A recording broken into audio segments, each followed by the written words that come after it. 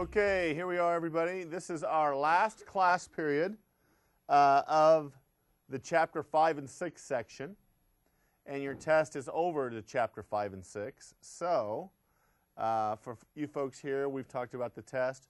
For you folks at home, you should have that info as far as when your test needs to be taken, okay? And at the end of the period, we'll review a little bit as far as I'll tell you some things that I would make sure you study for that Chapter 5 and 6 test. But we're going to wrap up those two chapters today, okay? I only gave you one homework, and it was probably pretty quick, wasn't it? Quick Study 6-4 on page 252. So let's go over that. Quick Study 6-4. It says, identify the inventory costing method best described by each of the following separate statements. Assume a period of increasing costs. In other words, an inflationary price situation. Okay, which method results in a balance sheet inventory amount approximating replacement cost? Sometimes these are kind of hard to think through. It is FIFO, okay? First in, first out. Last in, still here in ending inventory, right? So those latest costs would be in your ending inventory. And those latest costs certainly would approximate replacement cost better than costs from way, way long ago. Okay? All right, number 2, the preferred method when each unit of product has unique features that markedly affect cost. Specific identification. And we talked about that might be like a car lot or a jeweler. Number 3, matches recent costs against net sales. LIFO. That would be LIFO, wouldn't it? Last in, first out. First out the door with the customer. First out the door, cost of goods sold. The last in. So the recent costs would be matched against net sales as cost of goods sold. So number 3 is LIFO. Number 4, yields a balance sheet inventory amount often markedly less than the replacement cost. Now remember, it told us to assume a period of increasing costs. So number 4 would be which one? Weighted. Not weighted. No. Because I thought that with weighted, it's always going to be a little bit less than the replacement price because it's an average between... Weighted might be more than another one, but what would be the one that would yield a balance sheet inventory amount the most less than its replacement cost? It would be LIFO. Think about it. Last in, first out. First in, still here in ending inventory. If prices are going up,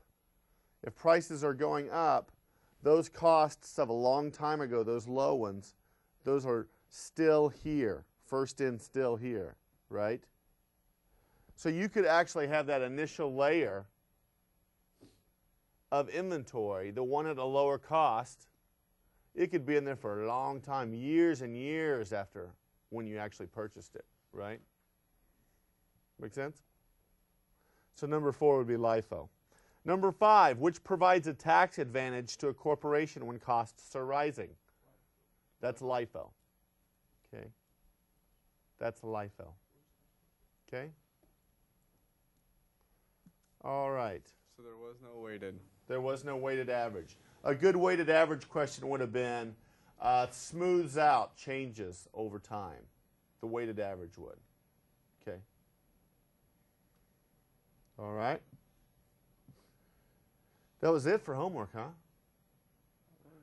Okay, let's talk about a couple things today just to finish up the chapter, and we're going to do at least an example of these. Let's talk about what we call LCM, or lower of cost or market. Okay? Now, before we... Let me get a drink, just a second. No, you can't have a drink. Thank you. Okay, let's cut away from the PowerPoint for a second. Think about if you are a retailer or a merchandiser. Which which of the following items will usually be lower? The market or sales price of something, or your cost of something? Which of those will usually be lower? Your cost. You better hope, right? Because that's how a retailer makes money. They buy something, like Best Buy buys a DVD for $3, and then they sell it to you for $20. The sales price better be higher, or they're not going to be in business very long, correct? Now, could there be instances when the market price actually drops below what your cost, your retailer cost was? Yes, that could happen. For instance, the thing that always makes me think about is, I remember my very first experience with a VCR. Okay, you remember VCRs? Right? When you were little kids, you probably watched VHS tapes on VCRs. Is that correct? You guys are kind of that age group and that generation. Our first VCR, we bought it in 1983 when I was 16 years old. And I talked to my dad. I just begged my dad to get a VCR so I could have my buddies over and we could all watch movies and stuff. So we bought a VCR. You know how much that VCR cost? It was $450. And that's in 1983 dollars. Okay? It's a lot of money. And it was the type that was it was a top loader. And I'm telling you, to program that thing, to tape it, to tape something, you had to like take a class at the local community college. It was that difficult. But anyway, I don't know what the cost was, you know, to Best Buy or wherever we bought it of that VCR. It could have been $180 and they marked it up to $450. What do VCRs sell for these days? 50, 25. 25, $30. VCR. Yeah, you can get almost DVD. When's the last time you watched a VHS tape on a VCR? I can't remember the last time I watched one. Okay? The quality and everything is just, you got to fast forward, hold it in, right? Okay? So let's say that Best Buy was doing an inventory count, and let's say that over in a dark corner, they found 10 VCRs from way back. 10 VCRs that they had paid $180 for each.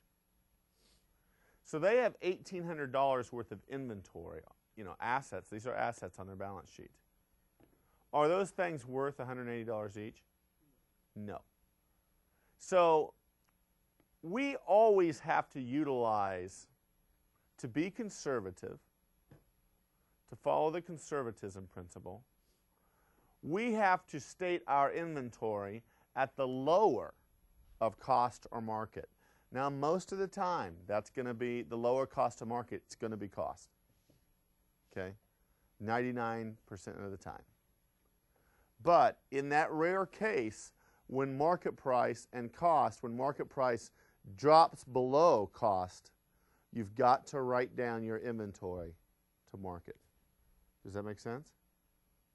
Because it's not accurate to claim to readers of our financial statements that we have 10 VCRs that are worth $180 each. Even though that's what we paid for them, they're not worth that anymore. Does that make sense? Okay. So let's go to the slide.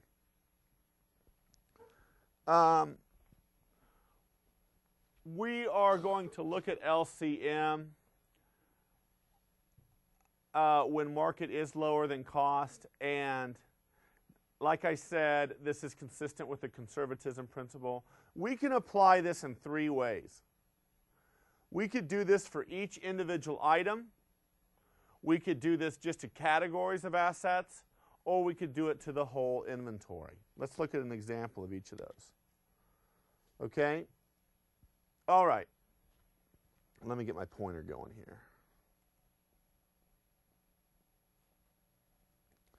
Okay, we start off with this data right here. Okay? We have these different inventory items. We have the number of units on hand, and then we have the per unit cost and the per unit market. Now, these are pretty high dollar items, aren't they? Okay, the first thing that we're going to do in an LCM problem is we're going to take the units on hand times the cost per unit to get the total cost. So 20 times 8,000 equals 160,000. 20 times 7,000 equals 140,000. 10 times 5,000 equals 50,000, and so on. So this is your first step right here, is to figure out these total amounts. You with me? Okay. Once we do that, then we're going to shift over, okay? And actually, let me do this. I think it'll be easier to follow this if I do it in this way. At least let's try this. You're going to lose that pretty color, but that's okay. Okay? Okay, now we have the information that we had. For each one of these items, we have the total cost and the total market, right? All right, let's say we're going to do this on an individual basis. We're going to apply LCM on an individual basis, okay? Well, which of those amounts is less? Which is the lower of cost or market? The lower is the 140, correct? Which is the lower? 50. Okay. Which is the lower? 40. Which is the lower? 35. Okay. So, going back to this then, that's how they came up with those numbers. Are you with me? That's how they came up with those numbers. Is they just individually went through each item, because we're applying LCM to the items, and asked which one is lower. L stands for lower. And so if we applied LCM to each item, thus our total inventory would be on the books at 265. Okay? Now we could also apply LCM not to each individual item, but to categories. And in that case, we would just be comparing those two numbers and these two numbers. Well, which of those is the lowest of these two numbers? 200. Which of them is lower between 85 and 87? 85. So if we applied LCM based on categories, then our inventory would be listed at 285 in our books. Okay? If we applied only LCM based on the whole, then we would only care about the totals for the whole amount of inventory. Which of those amounts is less? 280. So that would be the amount that our LCM would be applied to. Does that make sense? LCM is not too difficult once you've done it once or twice. Okay? So what I actually want to do now is I want to take some time in class and I want to do Quick Study 6-9. Quick Study 6-9 on page 252. Let's go ahead and roll that jazzy JCCC music that I know you love so much for you folks at home. You folks at home, I encourage you to do Quick Study 6-9 as we are doing it here. And we'll get back together here in a few minutes and go over the answers. So Quick Study 6-9, go ahead and do it.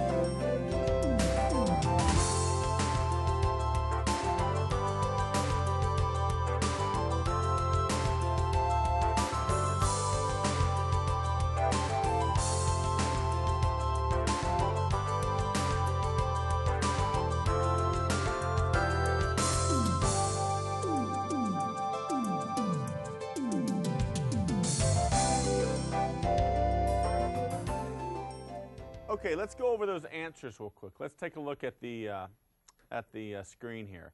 Now, this is the information that they gave you, right? That's shown, correct? So the first thing that you want to do is multiply these out so you get your total amounts, correct? Right? And then we're going to apply LCM. They want us to do it LCM as a whole and applied separately to each product, okay? I think they actually do that in reverse order. If you apply LCM to each item, you're going to ask, okay, of these two amounts, which is less, which is lower, the 10,000? Of these two amounts, which is less, the 8,800? Of these two amounts, which is less, 31,600? So your LCM would be, your inventory, after if you apply LCM to items, would be 50,400, right? Make sense? What if we apply LCM just to the whole? Well, then we would just simply look at this total number, these two total numbers, and say which of those is less. Well, that's the number that's less, okay? Now, how many people got that? Okay? Let me tell you one thing that confuses people is on the test, when I ask this, they can do what's above there, but I have covered up with that little yellow piece of paper the answers, and because a lot of times students don't know how to get from here to what goes in the blank, okay? So ask yourself, do you know what number? There's a number for A and there's a number for B underneath that little yellow piece of paper. Do you know which is which? Okay? Okay? Because that's what I'm going to give you. I'm going to give you a blank right there, and you got to write it in. Okay? Well, there's the numbers that go. If we apply LCM for inventory as a whole, then our inventory would be 51,500. If we do it for each product or each item, it would be 50,400. Okay? Now, you got to be careful here, because they asked in the order of as a whole and then product. And then they did it product and then as a whole. And then they switched back, right? It's like they're trying to make your life difficult. So make sure you read correctly to see, are they asking for a whole or product? Whole items or product. Okay? Make sense? I want to do one more of these because we have some time.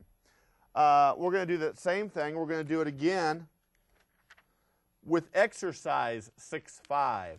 Second time might be a little quicker, a little easier. So let's go ahead and roll that JCCC music one more time. And let's do exercise 6.5, another LCM example.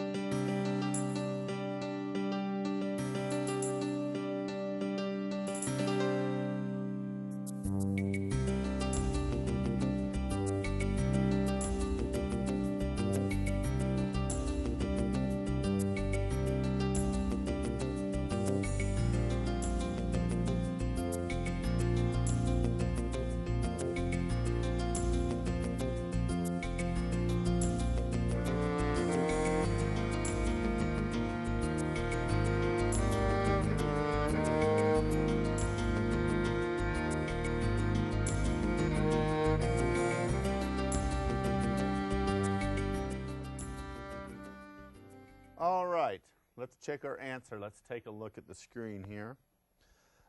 This was the information that was given to you. The first thing you do is multiply those out to get your total costs and your total market, right? And then you go through LCM applied to the products, LCM provided to the whole, just in the same manner that we did previously.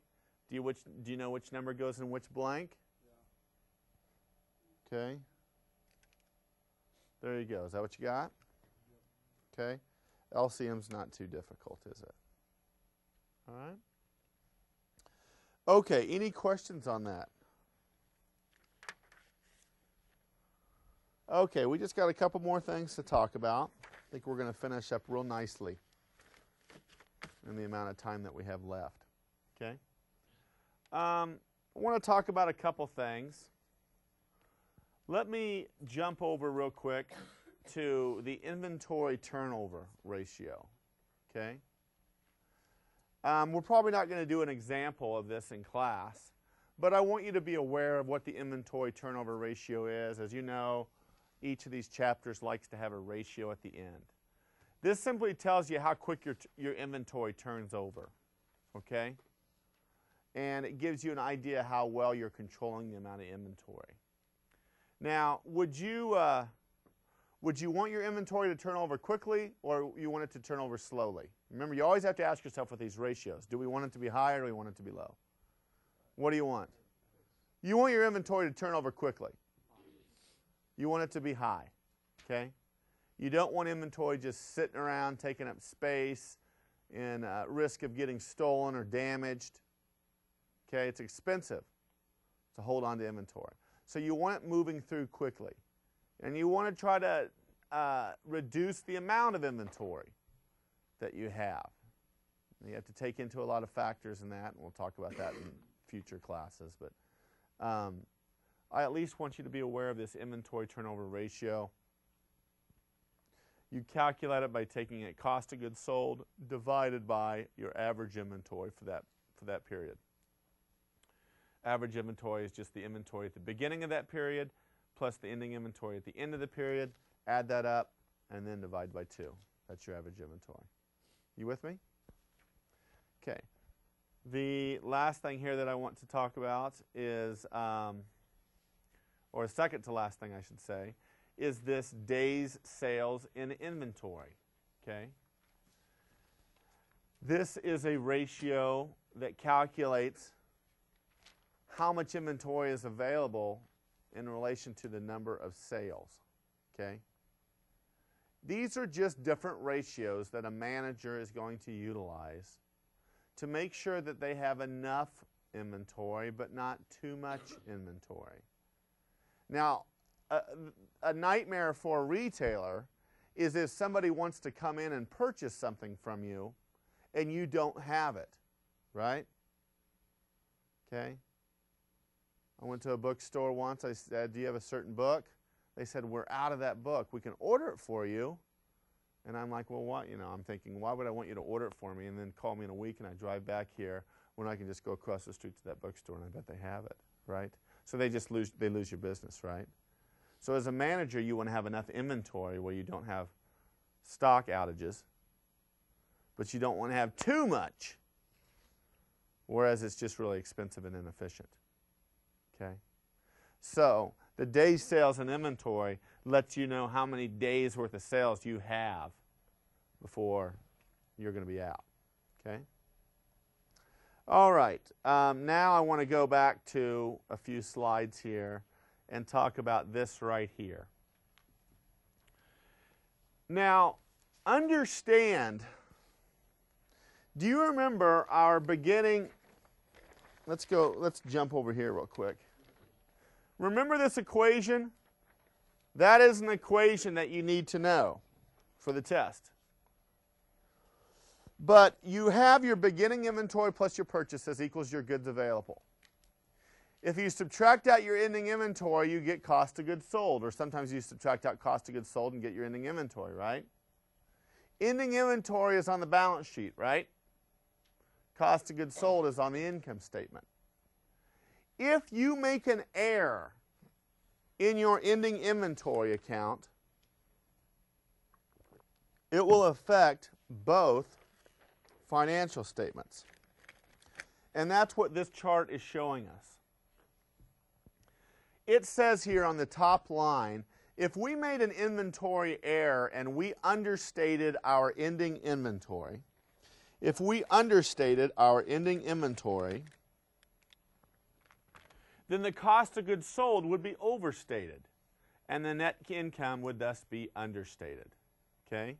Now, the way I always kind of like to follow that through is, okay, we're going to look at that top line, understated ending inventory. Okay? If we, by mistake, let me adjust this a little bit. If we understate our ending inventory, designated by the down arrow, then the cost of goods sold is going to be overstated, correct? When there's a minus sign on one of them, the arrow changes, correct? You with me?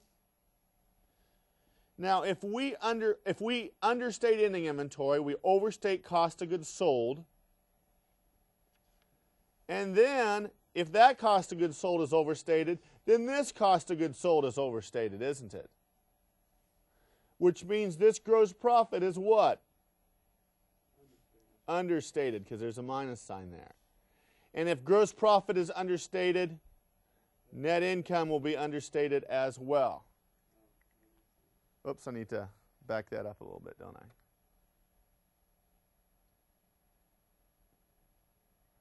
Okay. Do you see how I did that?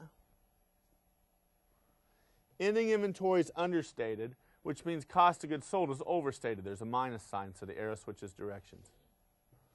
If cost of goods sold is overstated, then gross profit is understated. If this number is too high, then this number is going to be too low, because that number is subtracted from that, correct? And if your gross profit is understated, then your net income is understated. Does that make sense? Questions? Keepers, does that make sense? Slightly? Okay. Well, here, I don't have a warm fuzzy, so let me back up a little bit. Let's do a real simple.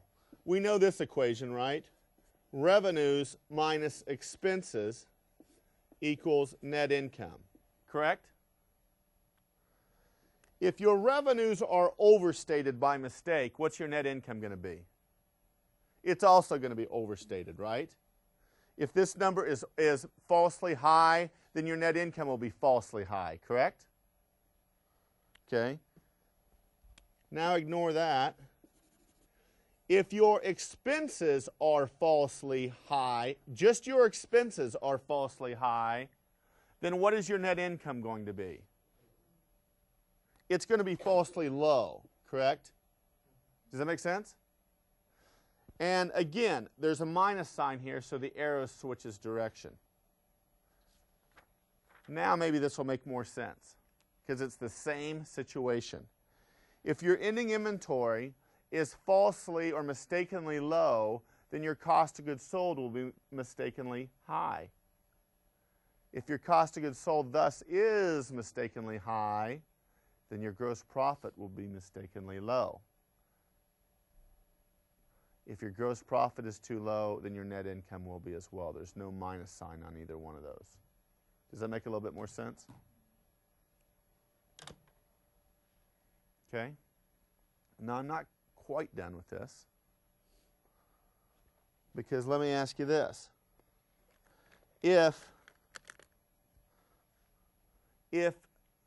let's just put this in terms of months. October's ending inventory is November's beginning inventory. Is that correct?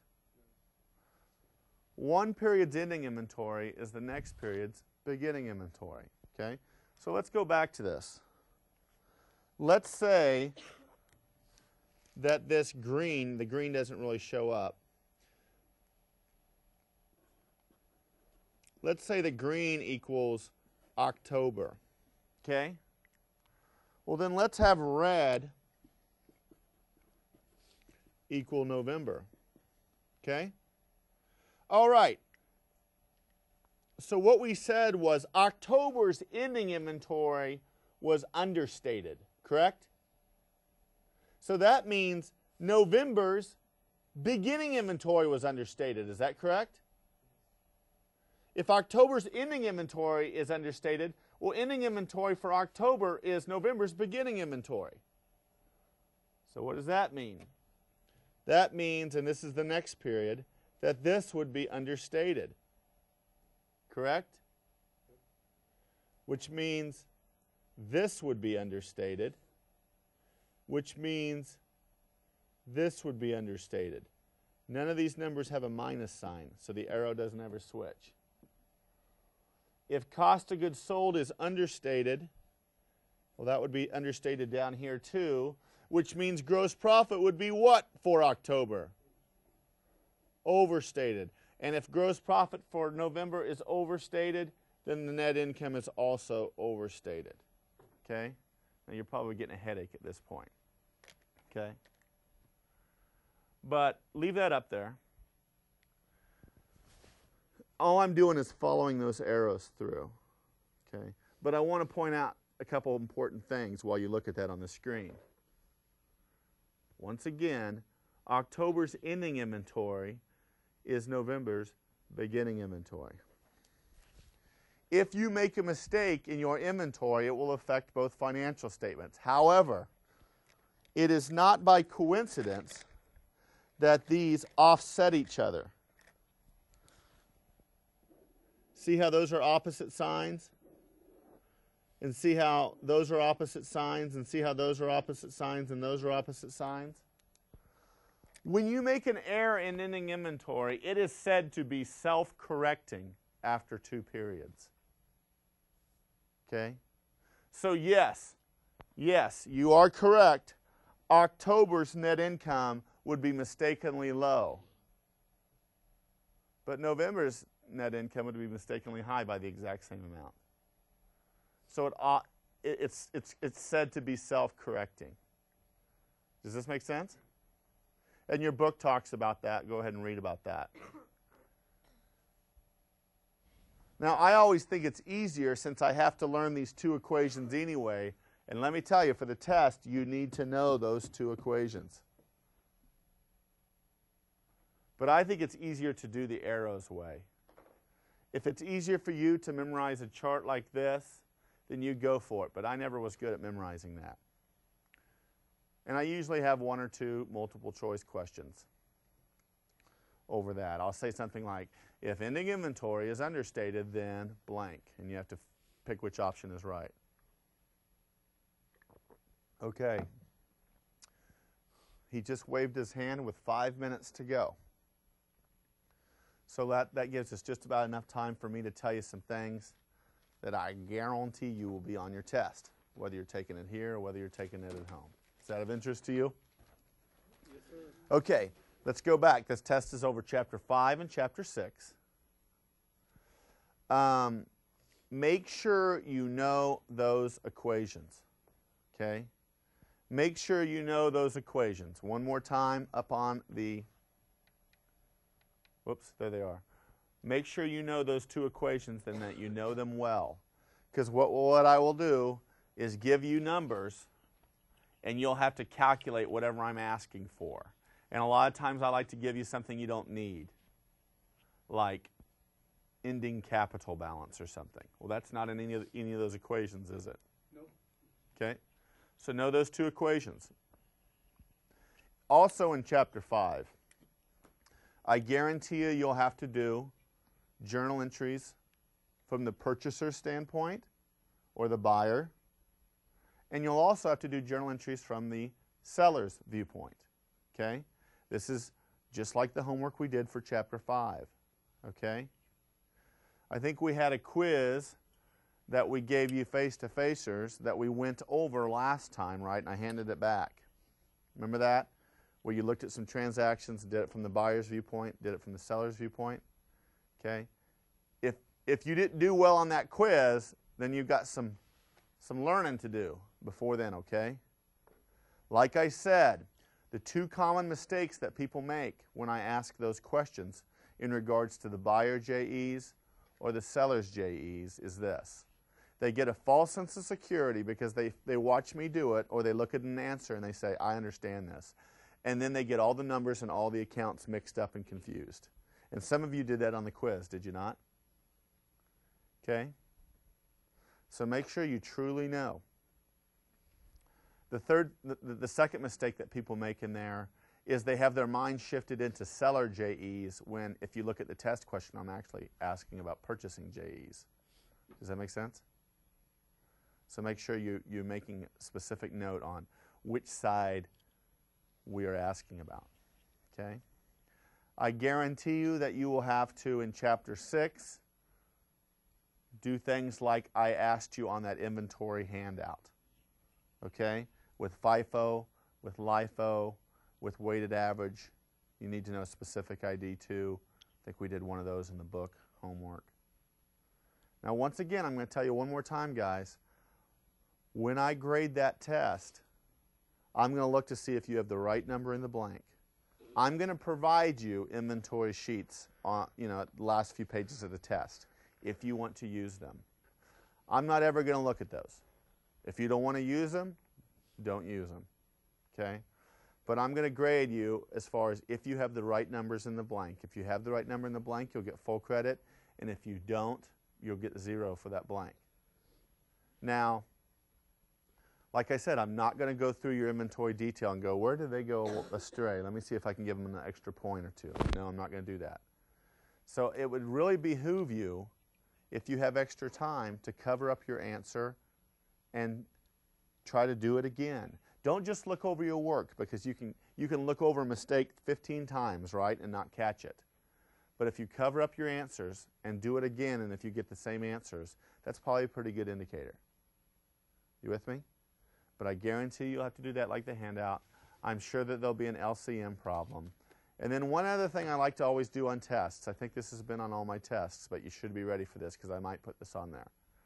Don't I always like to have a test question that says, indicate whether a debit or credit yields the indicated change? How do you increase sales and allowances, or sales discounts and allowances?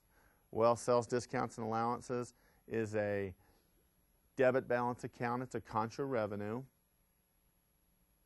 Thus, you increase it with a debit, you decrease it with a credit. Remember that? Because I'm a big believer that if you don't know what type of account and what the normal balance is of accounts and what financial statement they go on, then you truly, really don't understand it. Okay? So all those new accounts that we talked about, cost of goods sold, sales returns and allowances, sales discounts, all those, as well as past ones, that's always eligible to ask you, is how do you increase or decrease the account? Does that make sense? Okay. What's the best way to study for my test? The best way to study for my test. Not the practice test, but to get a blank piece of paper out and see if you can do the homework. If you can't do the homework, you can't do the test.